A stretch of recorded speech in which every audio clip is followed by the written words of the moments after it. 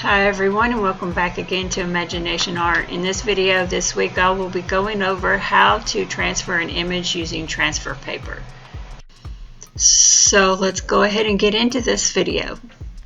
Okay, so in this video this week we are going to be transferring an image from a black and white photo onto a sketchbook here. Normally I would, if I was working on a larger sheet instead of a sketchbook, I would have this taped down to a desk or a board on my easel, and then I would also tape the image I'm using onto the paper in positioned where I would want it on the paper, and then I would place the transfer paper underneath the image. And you want to, there you see this is the low Cornell gray. Now the transfer side is black, and it looks black when it's transferred, but it's called the gray transfer paper.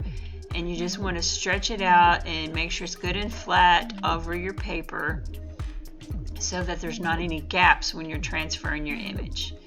Then once you have it stretched out good, you want to take your image and position it where you want the image to appear in the paper that you're working for. If it's a larger image and you want it centered, then you'd want to move it around until you have it centered and then tape it down.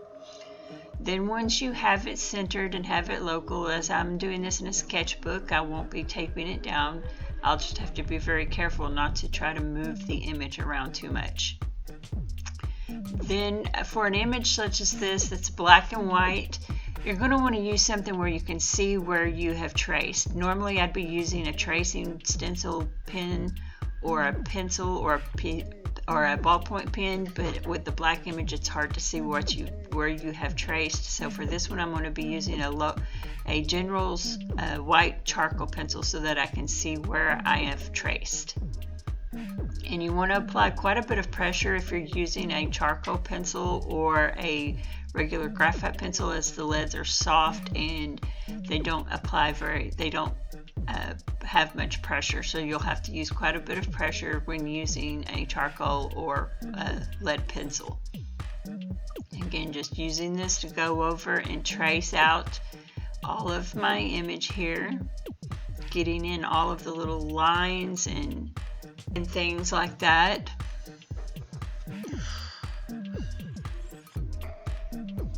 Again, just continuing to get the outside done.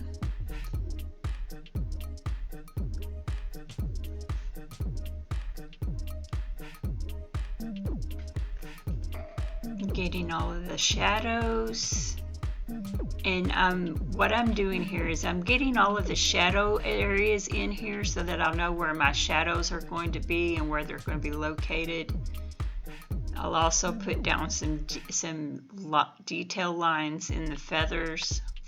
I'm just going to continue to get the outside of the image traced, get as many of these shadows in there, and you don't have to get them all. You can put as much detail as you like that you want. You can put it little or more, or whatever you're comfortable with.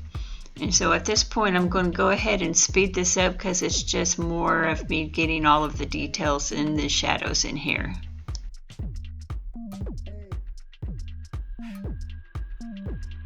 Okay, now I'm beginning to work on the details in the face around the eye.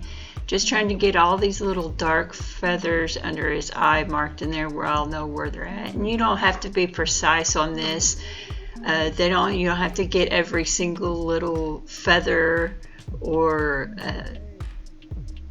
line or crack in the beak or whatever, because no one's going to know if you missed a feather here or there. Just as long as you're really close to what you have and that it's going in the correct direction. You want to make sure you're getting all of the feathers and the little details going in the direction that they're going in the reference photo. Make sure that you're getting all those in there correctly. And I'm going to speed this up again as it's just getting all of these little feathers.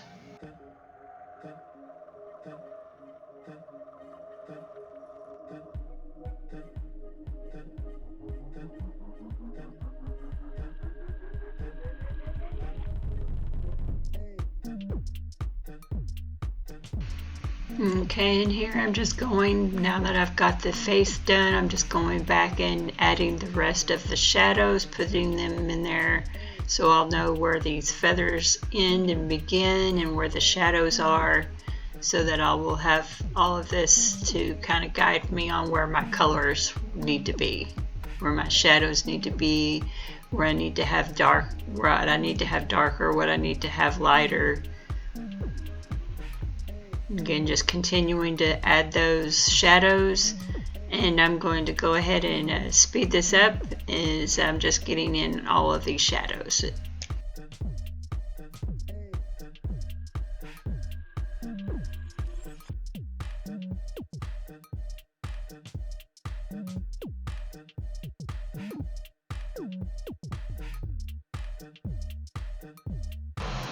And there you can see now that I've got everything I wanted, and here is the completed transfer image.